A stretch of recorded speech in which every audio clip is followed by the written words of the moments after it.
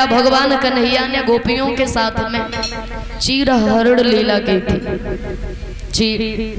वस्त्रों को चुराया, लेकिन भगवान ने ये वस्त्रों को नहीं, पहनने वाले वस्त्रों को नहीं, दिखावा सिर्फ इन वस्त्रों का किया। भगवान कृष्ण ने गोपियों के मन से अहंकार रूपी चीर को चुराया था। भगवान ने एक बात कही थी, गोपियों जल में कभी भी नग्न स्नान नहीं करना चाहिए। क्यों? पहली बात तो जल में वरुण देव जी का वास होता है, और दूसरी बात तुम जल में नग्न स्नान करती हो, वस्त्रों को उतार करके यमुना के पार पर रख देती हो। कोई रास्ता चलता इंसान आया, तुम्हारे वस्त्र उठा करके ले गया, फिर तुम क्या करोगे? गोपियां बोली, कन्हैया तुम्हारी जैसी कहानियां हमें भी आती, हमें समझाने की जरूरत नहीं। भगवान बोले, कोई बात नहीं, अगर कहने से नहीं मानोगी तो मन ही मन में का करके तुम्हें दिखा दे। एक दिन की बात, गोपियां जब जल में नग्न स्नान कर रही थी तो भगवान कन्हैया ने गोपियों के वस्त्रों को उठाया और कदम के वृक्ष पर टांग लिए और पत्तों में छुप करके बैठ गए। बांसुरी को धीरे धीरे बजाने लगे। गोपियां जल में स्नान कर रही, और जैसे ही एक गोपी का ध्यान जब वस्त्रों पर गया, देखा तो वस्त्र है ही नहीं। और जैसे ही थोड़ा गौर से देखा, कदम के वृक्ष पर भगवान कन्हैया बैठे हुए थे। और जैसे ही कन्हैया को देखा, ये गोपी कहने लगी, ओरे बहना वस्त्र तो कन्हैया ले गए, देखो वो कदम के वृक्ष पर बैठे। एक गोपी बोली, कन्हैया हमारे वस्त्रों को दे दो। कन्हैया बोले, कैसे वस्त्र? कौन से वस्त्र? कहाँ है वस्त्र? गोपियां बोली, यही तो वस्त्र है ना जो तुमने कदम के वृक्ष पर टांग रखे हैं। कन्हैया बोले, ना ना ना, ये तो हमारे कदम को फूल है। गोपियां बोली, ऐसा फूल? ऐसे फूल आते कि भगवान बोले, जो हमारा कदम का वृक्ष है ना, सारे जग से निराला, इस पे ऐसे ही फूल आते। गोपियां बोली, कन्हैया हमको समझे नहीं। कन्हैया बोले, कोई बात नहीं, तुम्हें तो कहानी लगती, हमने कहानी कही थी, कोई बात नहीं, अब हम अपने घर जा रहे हैं, तुम अपने घर जाओ और ऐसे ही चली जाओ। गोपियां बोली, कन्हैया तुम्हें शर्म नहीं आती? हमसे कह रहे हो नगिन चली जाओ घर पर। कन्हैया बोले, गोपी वो दिन याद करो जब हमने तुम्हें समझाया था कि कोई रास्ता चलता इंसान आया और तुम्हारे वस्त्र उठा करके ले गया, फिर तुम कैसे घर पर जाओगे? गोपियों के सर नीचे हो गए। बोली, कृष्ण हमें क्षमा कर दो, अब हमें हमारे वस्त्र दे दो, हम अपने घर जाएं। कन्हैया बोले, एक एक करके आती जाओ और वस्त्रों को लेती जाओ। एक गोपी बोली, ना कन्हैया तुम्हारे सामने और हम नग्न अवस्था में आए। एक गोपी बोली, बहना भगवान है, ये अंतर्यामी है, तन की जाने मन की जाने, जाने चित्त की चोरी, और ऐसे प्रभु से का छिपो जाके हाथ में जग की डोरी।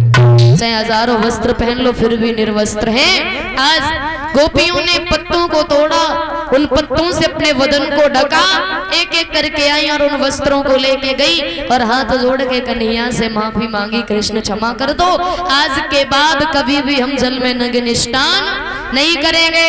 तो भगवान कन्हैया ने गोपियों के दिल से अहंकार रूपी चीर को चुराया था, जो गोपियों के मन में अहंकार भरा हुआ था। धीरे धीरे समय बीतता चला गया। भगवान कृष्ण ने गोपियों से एक वादा और किया था, कौन सा? हम तुम्हारे साथ में महाराज लीला करेंगे। तो आज कलश वाली बहनों बाहर निकलो।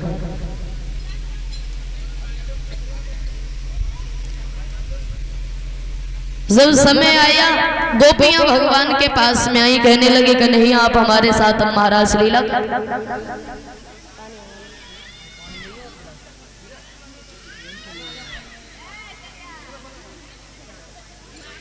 भगवान कन्हैया गोपियों से कहने लगे, चिंता नहीं करो, हम तुम्हारे साथ में महाराज लीला जरूर करेंगे। बोले कन्हैया कि बोले कृष्णचंद्र तुम धीरज धरो और श्याम सुंदर निकल के न जा पाएगा।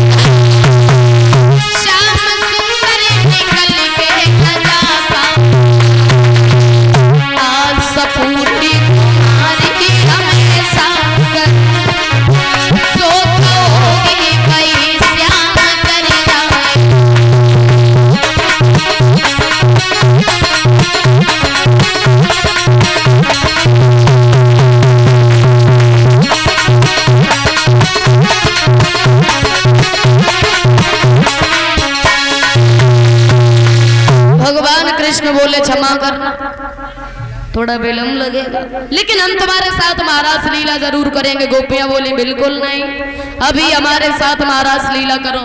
तो भगवान कन्हैया योग माया को बुलाया और कहा जाओ यमुना जी के किनारे पर सुंदर रमणीक जगह बनाओ, आज हम गोपियों के साथ महारास लीला करेंगे।